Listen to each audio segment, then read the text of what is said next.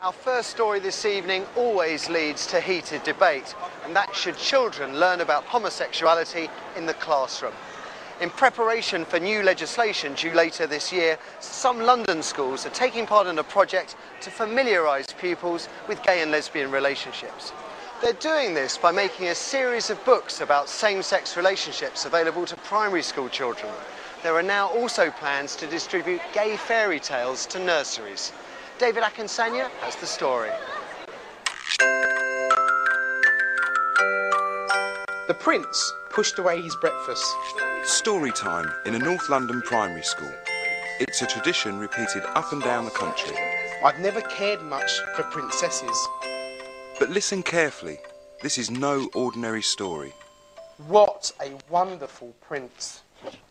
What a wonderful prince. It was love at first sight. The two princes are known as King and King. The wedding was very special, and everyone lives happily ever after.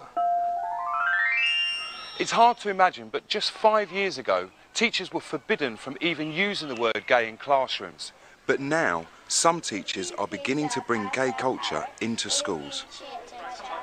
Amongst the alphabet and animal picture books in this school's library, pupils can choose from dozens of titles that portray being gay or lesbian as anything but a problem.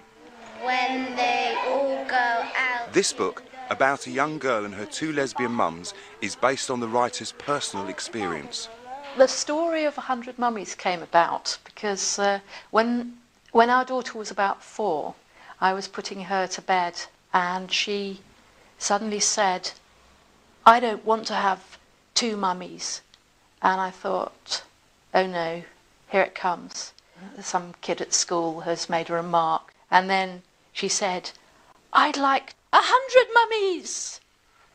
Vanda is also the author of Space Girl Pukes, another story about same-sex parents. When it was first published, she received death threats from people who disapproved of her lifestyle and the book's theme.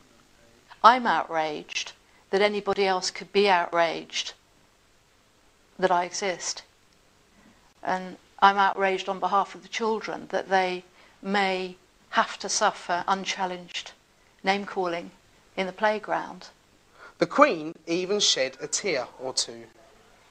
As well as reading, pupils are learning what it's like to be gay in drama classes too.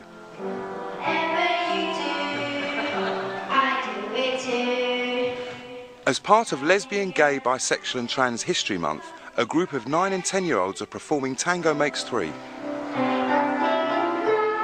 The play is based on this book, about 2 male penguins who adopt an abandoned egg. They become same-sex parents after raising the egg together. In another play, some pupils from a secondary school are performing Romeo and Julian. The play even has a gay wedding. So the heavens smile upon this holy act. The kids came up with the ideas themselves. We sat one day, I went to them and I said, right, we're going to do a production of Romeo and Juliet for the Shakespeare Schools Festival. What kind of creative ideas can you come up with that you could bring into the drama room and we can talk about? And a few girls came back with the idea that, you know, miss, why don't we have 2 boys playing the lead roles? I had nights cloak to hide me from their eyes. But thou love me, let them find me here, for my life were better ended by their hate than death probed wanting of thy love.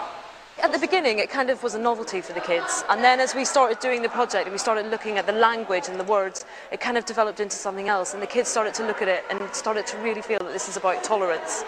You may think this focus on sexuality in schools is new, but actually something similar was tried over 20 years ago. Jenny Lives with Eric and Martin was a children's book about a 5-year-old girl living with her 2 dads. Its publication in 1986 caused widespread outrage. In fact, people were so worried a local government bill was passed that prohibited any promotion of gay issues in schools. Clause 28 was only lifted at the end of 2003. Today, there's an ever-increasing library of kids' books that are depicting a world of same-sex parents and positive gay lives, and their use in schools may soon be backed by the law. Later this year, new legislation may be passed giving schools no choice but to include gay issues on the agenda. Schools, for example, have a duty under the Education and Inspections Act to prevent bullying. And you can't prevent homophobic bullying without talking about the fact that some people are gay, for example. We've also got things like the Single Equality Bill, which will become law in a year or so, where schools, in the same way that schools have to promote equality around ethnicity, for example, at the moment, they will have to do it around things like age and sexual orientation. So schools are going to have to talk about this stuff. So, you know, they might as well get ready for it now.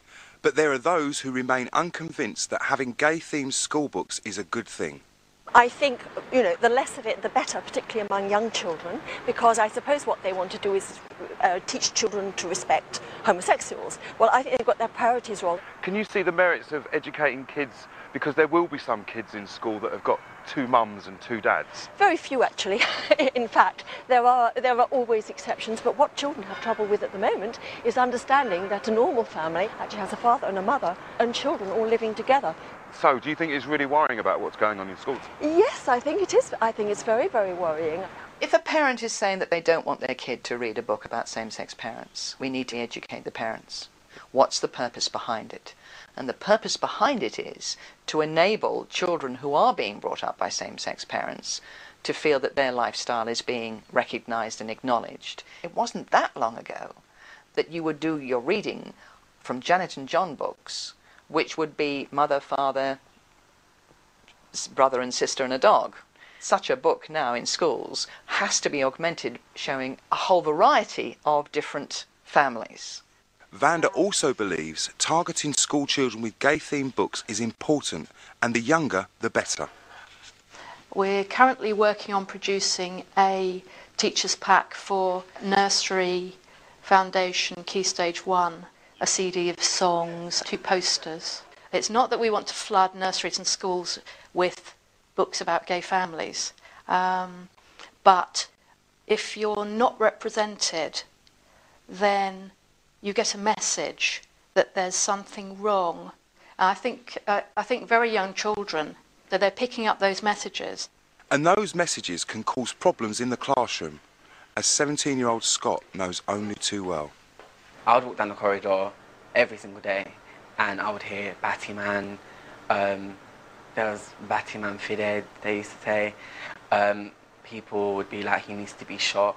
There would be people that would try and confront me and be like, are you gay? And I'd be like, yeah. And are you going to do something? When the comments first started happening and it became a regular thing, I didn't want to go to school. And there's a few times that I would like cry and stuff. Things only began to change when the teachers at Scott's school recognised his predicament.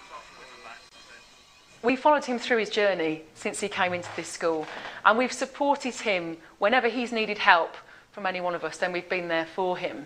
Scott wanted to come out but felt that he couldn't. So we kind of gave him the opportunity to get up on stage to sing. He's a very, very brave young man, coming out in such a magnificent manner to 1,000 students in the school. Ellie also did other things to make school a safe place, not just for gay pupils, but for gay teachers too. I did one assembly which was very simply based on what does this G word mean. Wesley means, yeah, lesbian, gay, bisexual and transgender. Well done, congratulations. She also came out herself. There is no doubt in my mind that what we do in this school is truly wonderful and magnificent, and we are changing the lives of students and staff because we're educating them. At the moment, there are very few schools in the capital who are brave enough to deal with homophobia. Perhaps that's because there are those that argue that the classroom just isn't the right place. But with the prospects of teachers being forced by law to deal with this issue, it could soon prove to be controversial.